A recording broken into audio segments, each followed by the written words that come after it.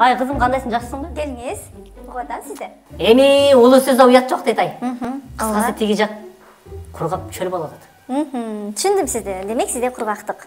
Кургактык бул уят эмес. А сиз эмне колдонуп атасыздар? Ай, гел, кеде түтү. Айымдар, гел, түкүрүк бул проблеманы чечпейт. Проблеманы татаалдаштырат деп айтсак болот. Ал эми интим гимнастика жасаганда жыныс кынында кан айлануу жакшырып, алдыңкы булчуңдарда кан айлануу жакшырып, эстроген гормону жакшы келет алдыңкы булчуңдарга.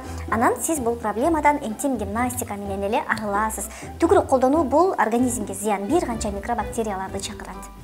Түкүрүк колдонуу бул замандан артта калуу деген сөз. Азыр телефону бар адам интим гимнастика жасап, кайсыл региондон болбосун бул көйгөйдөн арылса болот. Кааласаңыз офлайн форматка келсеңиз болот.